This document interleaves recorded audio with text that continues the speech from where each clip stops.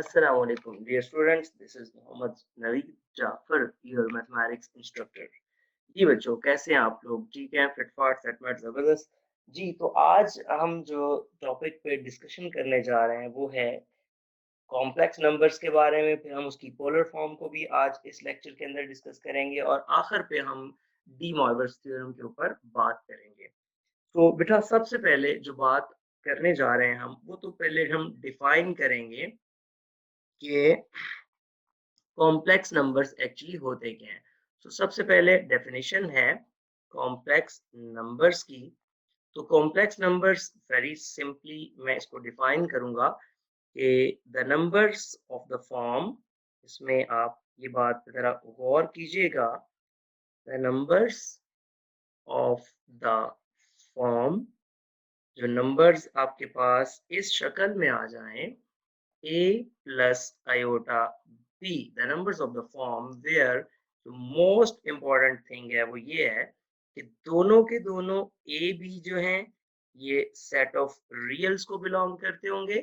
And जो iota होगा, इसको आयोटा इमेजिनरी नंबर होता है, इसको हम -1 का स्क्वायर रूट कहते हैं। और यहाँ पे a और b दोनों के दोनों रियल नंबर्स में से होते हैं। तो ऐसे तमाम नंबर्स जो a प्लस आयोटा b की शक्ल में लिखे जाते हैं, इनको हम कॉम्प्लेक्स नंबर कहते हैं। फॉर एग्जांपल आपके सामने, और z से रिप्रेजेंट करते हैं। फॉर एग्जांपल आपके सामने लिखा हुआ है z is equals to 2 plus 3 iota. आपके सामने मैं इसको z1 कह देता हूँ। आपके सामने फर्ज करें लिखा हुआ है z is equals to simply 3 iota. इसमें जो रियल पार्ट है वो इसका 0 है, क्योंकि इसको लिखा जा सकता है 0 प्लस 3 आयोटा। अच्छा, यहाँ पे एक बड़ी इंपॉर्टेंट चीज है। फिर जो तीसरी टाइप का मैं कॉम्प्लेक्स नंबर आपके सामने लिखने लगा हूँ, फर्ज करें अकेला 2 लिखा हुआ है, तो अकेला जो 2 है उसको भी तो हम 0 आयोटा के साथ ऐड करके लिख सकते हैं। इस बात से बड़ा एक इम्पोर्टेंट नोट यहाँ पे जन्म लेता है, और वो बेटा ये है कि every real number is also a complex number. So remember that every real number is also a complex number. Her real number complex number भी होता है। ठीक हो गया? अच्छा, ये बात आपके सामने मैंने प्रूव कर दी। अब जो कॉम्प्लेक्स नंबर्स होते हैं, इनको लिखने के जो डिफरेंट फॉर्मेट्स हैं, let's say that a plus iota b लिखा हुआ है, तो इसको आप a कॉमा b भी लिख सकते हैं।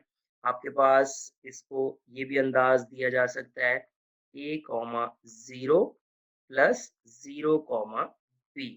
तो इस तरह से भी आप इस कॉम्प्लेक्स नंबर को जो है वो रिप्रेजेंट कर सकते हैं। अच्छा जी, इस के आगे इसकी कुछ जैसे बेसिक प्रॉपर्टीज हैं, कुछ आप इसके बारे में पढ़ते हैं। जिस तरह आप रियल नंबर की प्रॉपर्टीज को पढ़ते हैं, तो सबसे पहले कि ये क्लोज्ड होता है। तो आपकी डिफरेंट प्रॉपर्टीज के बारे में मैं अगर आपको बताता जाऊँ, कुछ फंडामेंटल ऑपरेशंस, एडिशन, सब्ट्रैक्शन ये हैं।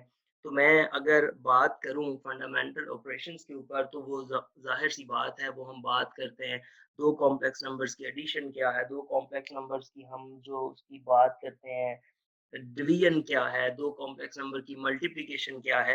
तो यहाँ पे इसमें मैं आपको सिखाऊंगा fundamental operations of complex numbers.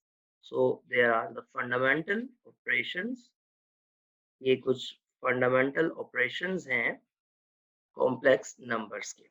So सबसे पहले मैं बात करता हूँ addition की, कि दो complex number को आप add up कैसे करते हैं। So dear students, आप ये कह दें कि let z1 एक complex number आप ले लें। फर्ज करें मैं उसको कह देता हूँ x1 plus iota y1, और एक z2 आप सपोज कर लेते हैं which is x2 plus iota y2। ये आपने कोई दो कॉम्प्लेक्स नंबर्स ले लिए। सो बेटा, आप इसकी जो एडिशन करेंगे z1 प्लस z2, वो हो जाएगी x1 प्लस आयोटा y1। इसको बेटा हम ऐड अप करेंगे x2 प्लस आयोटा y2। अच्छा, एडिशन बड़ी सिंपल है। आपने जो रियल पार्ट है इसका, उसको इसके रियल पार्ट में ऐड करना है। ये इसका रियल पार्ट है, इसको इसके रियल पार्ट में ऐड कर देंगे।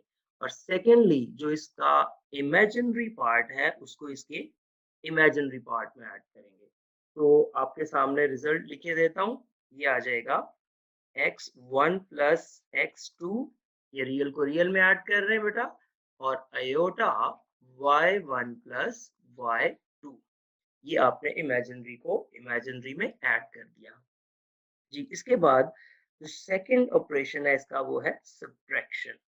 आप दो कॉम्प्लेक्स नंबर्स को सब्ट्रैक्ट कैसे कर सकते हैं? तो same result z1 minus z2 that is equals to x1 plus iota y1 minus x2 plus iota y2। तो सेम बेटा उसी अंदाज में आपने x1 में से x2 को माइनस कर देना है, यानी कि रियल में से रियल को, और उसके बाद प्लस आप लिख देंगे aorta y1 minus y2। Imaginary में से आपने इमेजिनरी को माइनस। तो इस तरह से आप दो कॉम्प्लेक्स नंबर्स की सब्ट्रैक्शन को जान जाएंगे। अच्छा, तीसरे नंबर पे बेटा जो हम बात बताने जा रहे हैं वो आपके लिए है कि मल्टीप्लिकेशन को किस तरह से डील किया जाता है। So multiplication of two complex numbers, that is about like that z1 into z2 that is equals to x1 plus iota y1 into x2 plus iota y2। सो जब हम इसको मल्टीप्लाई करते हैं, पहले मैं ऑर्डिनरी मल्टीप्लिकेशन आपको करके दिखाता हूँ। x1 को x2 से मल्टीप्लाई कर लें, प्लस अब ये अयोटा आ जाएगा x1 y2, फिर अयोटा आ जाएगा x2 y1, और फिर अयोटा स्क्वायर आ जाएगा y1 y2। बेटा इसमें मैं थोड़ा सा डायरेक्ट यहाँ पे जा रहा हूँ, x1 x2 minus y1 y2। आपने जिसमें टोटली रियल था और जिसमें अयोटा स्क्वायर था, अयोटा स्क्वायर चूंकि -1 के इक्वल होता है तो उनको इकट्ठे लिख लिया, बाकी में से अयोटा कॉमन ले लिया, तो ये आ जाएगा x1 y2 और plus x2 y1। That is the process of multiplication of two complex numbers. और इसके बाद जो इसका आखिरी और बेसिक फंडामेंटल ऑपरेशन है वो है कि आप दो कॉम्प्लेक्स नंबर्स को डिवाइड कैसे कर सकते हैं, तो उसकी जानिब चलते हैं।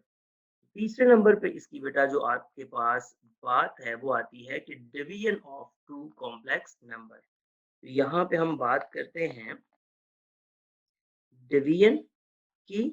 तो उसमें ऑब्वियसली आप जानते हैं कि z1 को z2 से डिवाइड करते हैं, जैसे यहाँ पे x1 प्लस अयोटा y1 आ जाएगा, इसको बेटा x2 प्लस अयोटा y2 से डिवाइड कर देंगे।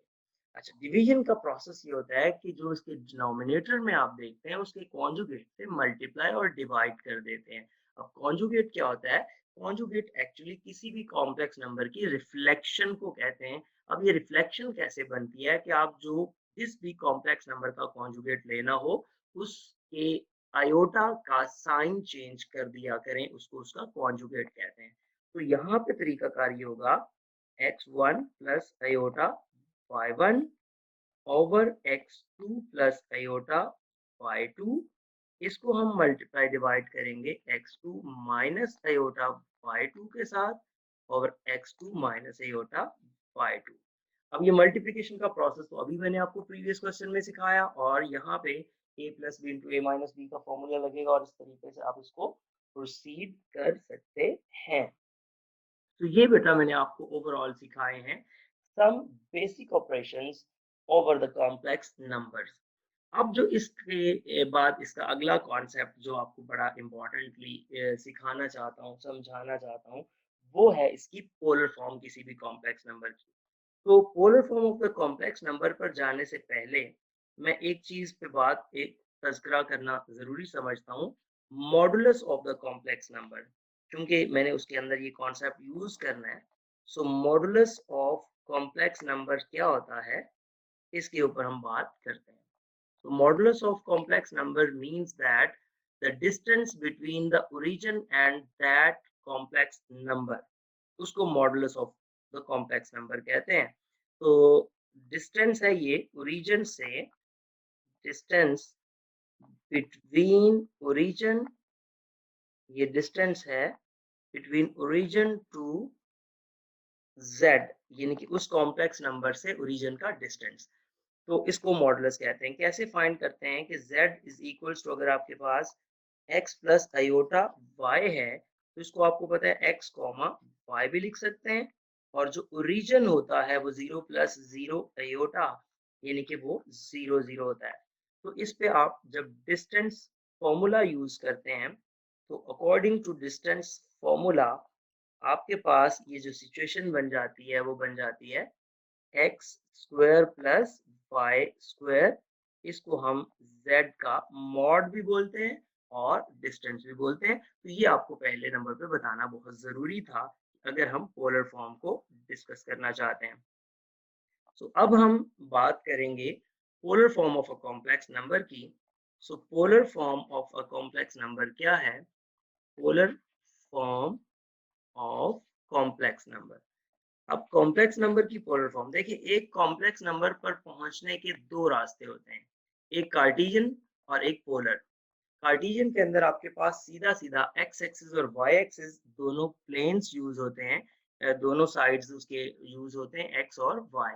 लेकिन जब पोलर की बात की जाती है तो इसमें आपके पास एक आर यूज होता है और एक थीटा। मैं आपको अगर इसको डायग्रामेटिकली समझा पाऊँ तो आप जरा गौर कीजिएगा। मैं ये कहना चाहता हूँ कि ये आपके पास एक वाई एक्सिस है, ये आपके पास एक्स एक्सिस है, यहाँ पे आपके पास कोई एक पॉइंट मौजूद है जिसको लेट्स आप एक्स वाई कहते हैं। तो इस तक पहुंचने का एक रास्ता तो ये है कि आप यहाँ से एक्स की डायरेक्शन में मूव करते हुए आएंगे। लेट्स से दैट यहाँ से मैं ये एक्स की डायरेक्शन में यहाँ तक मूव करके आ जाता हूँ और ये वाई की डायरेक्शन में यहाँ तक मूव करके आ जाता हूँ। एक तो बड़ा सीधा सा ये पाथ है। अच्छा, दूसरा पाथ इसका क्या हो सकता है? दूसरा पाथ बेटा इसका ये हो सकता है दूसरा पाथ इसका ये हो सकता है कि अगर मैं इसको सीधा सीधा सा मैं अगर इस पे लेके चलूं कि ये लाइन यहाँ पे मैप कर जाए। ठीक हो गया? अब देखें, इस तरीके से भी उसी कॉम्प्लेक्स नंबर पे हम पहुंच सकते हैं। अब इसके लिए जो जरूरी चीज है वो एक तो ये थीटा है और एक ये डिस्टेंस है जो ओरिजिन से उस कॉम्प्लेक्स नंबर के दरमियान बनता है, जिसको आर कहते हैं। ठीक हो गया? तो बेटा इसको अंडरस्टैंड करने के लिए आपको पता है कि एज एक कॉम्प्लेक्स नंबर जो आपके पास है वो है z is equals to X plus iota Y. अच्छा बेटा, इसमें अगर आप देखें तो ये आपके पास x है, ये आपके पास y है। तो आपको पता है यहाँ पे अगर आप एक इस राइट ट्रायंगल में x ओवर r को देखते हैं, बेस ओवर हाइट को, तो वो आपके पास cos थीटा बनता है, जिस सूरत में x आपके पास r cos थीटा बन जाता है। इसी तरह बेटा अगर इसी राइट ट्रायंगल में y ओवर r को देखेंगे तो वो sin थीटा बनेगा, जहां से y is equals to r sin theta बन जाता है। तो जब इसको 1 में रिप्लेस करेंगे तो हमारे पास पोलर फॉर्म आ जाएगी z is equals to r cos theta plus iota r sin theta, यानी कि r कॉमन ले लें और ये आ जाएगा cos theta plus iota sin theta. अच्छा बेटा, इसको आप ऐसे भी लिख सकते हैं r cis थीटा। ठीक हो गया? अब हम क्या करते हैं, यहाँ से ये देखना बड़ा ज़रूरी है कि r क्या है, तो ये मैं बताता चलूँ, X square plus Y square का स्क्वायर रूट, और थीटा क्या है, ये है tan inverse imaginary over real, यानी कि y ओवर ये x आ जाएगा। आगे क्वाड्रेंट वाइज फर्स्ट क्वाड्रेंट में ऑल पॉजिटिव, सेकंड क्वाड्रेंट में जाते हैं तो पाई में से एंगल को माइनस कर देना। ये डिटेल्स भी इंशाल्लाह आगे डिटेल्स में आती रहेंगी। तो इस तरह से हम पोलर फॉर्म को कैलकुलेट कर सकते हैं। मिसाल के तौर पे आपको कोई एक एग्जांपल दी जाती है। एग्जांपल में बेटा ये कहा जाता है कि let's z is equals to 1 plus square root 3 iota को पोलर फॉर्म में चेंज करें। तो इसके लिए दो आपको चीजें चाहिए, एक r चाहिए और एक थीटा चाहिए। तो बेटा r क्या है, z मॉड, वो कैसे आएगा, 1 स्क्वायर प्लस स्क्वायर रूट 3 का स्क्वायर और उसका स्क्वायर रूट। तो यहाँ से जब मैं देखता हूँ तो ये आ जाएगा 4 का square root which is equals to 2। अच्छा, दूसरी बात क्या हमें चाहिए? थीटा। तो वो आ जाएगा tan inverse imaginary over real. अब imaginary over real tan inverse square root 3 which is 60 degree. तो यहाँ पे आप 60 डिग्री भी लिख सकते हैं या फिर पाई बाय 3 को भी यूज कर सकते हैं। तो इसकी जो पोलर फॉर्म है, इसके अंदर जब आप वैल्यू पुट करेंगे तो इसकी पोलर फॉर्म आ जाएगी z is equals to 2 cos pi by 3 plus iota sin pi by 3. So beta, that is called the polar form of any complex number. So उम्मीद है आप लोगों को समझ आ रही होगी। आगे इसी को बढ़ाते हुए आज के लेक्चर की आखिरी जो पॉइंट है उसकी तरफ हम जा रहे हैं, जो है डी मॉइवर्स थ्योरम, जो कि इसी पोलर फॉर्म से आगे डेवलप होता है। सो मैं बात करता हूँ डी मॉइवर्स थ्योरम। एक बहुत बड़ी पेशरफ्त है ये कॉम्प्लेक्स नंबर के बड़े-बड़े सॉल्यूशंस की जानिब, डी मॉइवर्स थ्योरम। डी मॉइवर्स थ्योरम क्या होता है कि आपके पास फर्ज करें एक लिखा हुआ है cos theta plus iota sine theta. ये बात याद रखें कि रियल पार्ट में आपके पास cos होना चाहिए, इमेजिनरी पार्ट में आपके पास साइन होना चाहिए। Raise to power any integer, ये यहाँ पे पॉजिटिव हो सकता है, नेगेटिव हो सकता है, जीरो हो सकता है। अगर ऐसा लिखा हुआ है तो ये आ जाएगा cos n theta plus iota sign n theta. तो इसको कहते हैं डी मॉइवर्स थ्योरम। मैं दोबारा बताते चलूं कि ये जो आपका रियल पार्ट है वो आपके पास cos होना चाहिए, इमेजिनरी पार्ट है जो आपके पास साइन होना चाहिए, और उसके बाद दरमियान में हमेशा हमारे पास प्लस का साइन होना चाहिए। अगर नहीं तो उसको हम बना भी सकते हैं। और सबसे जो इम्पोर्टेंट चीज़ है इसके सारे के अंदर अंदर, वो एंगल सेम होने चाहिए साइन और कॉस के। तब आप इसके ऊपर ये डी मॉइवर्स थ्योरम को अप्लाई करके इस सिचुएशन को उसके ऊपर तारीख कर सकते हैं। मैं इसकी एक एग्जांपल देता हूँ आपको। फॉर एग्जांपल, जैसे अभी हमने प्रीवियस एक एग्जांपल की z is equals to 1 plus square root 3 iota वाली। अगर यही क्वेश्चन आपको ये दे दिया जाए 1 plus square root 3 iota raise to power 5 को कैलकुलेट करें, तो बेटा आपके लिए इस तरह तो कैलकुलेशन मुश्किल हो जाएगी। इसकी पोलर फॉर्म अभी अभी हमने बनाई प्रीवियस स्लाइड पे। तो इसकी जो पोलर फॉर्म है वो मैं जब लिखूंगा तो वो आ जाएगी z is equals to 2 cos pi by, ये 2 को एक साइड पे कर दें बेशक, pi by 3 plus iota sine pi by 3, ये आ जाएगा। अच्छा, इसके ऊपर पावर 5 लगा दें तो ये बेटा आ जाएगा 2 रेज टू पावर 5 अलग कर दें, और ये cos पाई बाय 3 को लिखना चाहें तो 60 डिग्रीज में लिख लें, प्लस आयोटा साइन 60 डिग्रीज में लिखना चाहें तो लिख लें। अब देखें, अब इसके ऊपर वो तमाम कंडीशंस फुलफिल हो रही हैं। रियल में कॉस, इमेजिनरी में साइन, दरमियान में प्लस और एंगल सेम। तो मैं इसको फिर लिख सकता हूँ, मैं इसको लिख सकता हूँ 32, 2 रेज टू पावर 5 को लिखा, cos 5 times 60 plus iota science 5 times 60। तो बेटा ये हमारे पास सिचुएशन बन जाएगी 32 cos 300 degree plus iota sin 300 degree. So that is according to the de Moivre's theorem. So उम्मीद है बेटा आपको आज का लेक्चर समझ आया होगा। इंशाल्लाह तबारक ताला नेक्स्ट लेक्चर में आप लोगों से दोबारा मुलाकात होगी। तब तक के लिए अपने इंस्ट्रक्टर मोहम्मद नवीद जाफर को दीजिए इजाज़त। अल्लाह पाक हम सब का हामी नासर। अल्लाह हाफिज़। अस्सलामु अलैकुम।